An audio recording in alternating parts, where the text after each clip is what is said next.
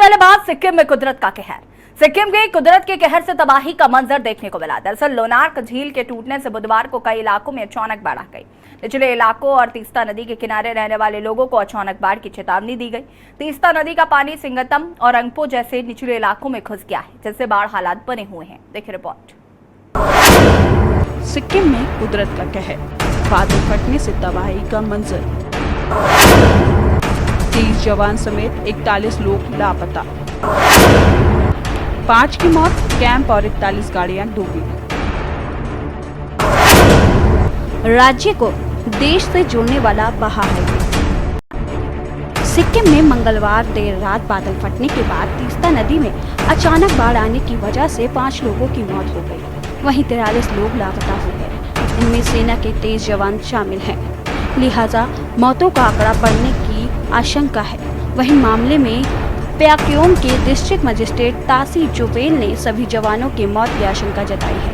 हालांकि इसकी आधिकारिक पुष्टि नहीं हुई है।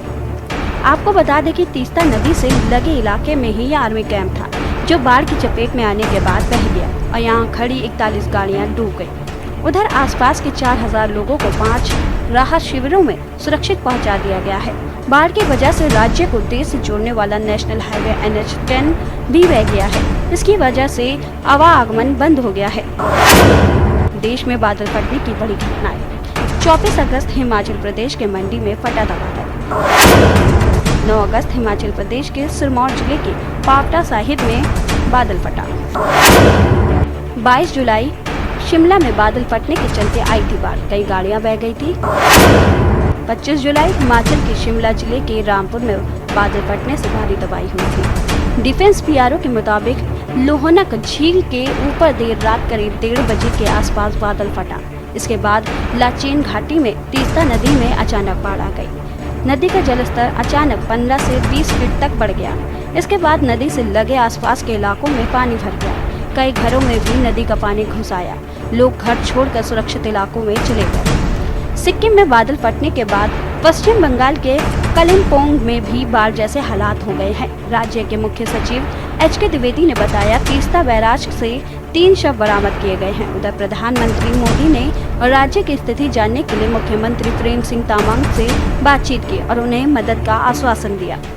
गुवाहाटी के डिफेंस PRO ने बताया कि हादसे के बाद सेना के लापता जवानों की तलाशी के लिए रेस्क्यू ऑपरेशन शुरू कर दिया गया है। स्थानीय प्रशासन भी अपने स्तर पर रेस्क्यू ऑपरेशन चला रही है। हालांकि जानमाल के नुकसान को लेकर पूरी जानकारी अभी सामने नहीं आई है। NDRF ने सिक्किम के सिंगतम से 7 लोगों को बचाया, जहां बादल फटने से बाढ़ जैसी स्थिति पैदा हो गई थी। NDRF की एक टीम गंगटोक में और 2 टीमें पश्चिम बंगाल के सिक्किम से सटे इलाके में तैनात है। इससे पहले सिक्किम में 16 जून को भी बादल फटा था। यहाँ के प्याक्योंग में जमीन खिसकने और फिर बादल फटने से घरों में पानी भर गया था। कई लोग इससे प्रभावित हुए थे। वहीं भारतीय मौसम विभाग ने 4 और 5 अक्टूबर के लिए पूर्वी और नॉर्थ ईस्ट राज्यों में भारी बारिश का अलर्ट जारी किया है।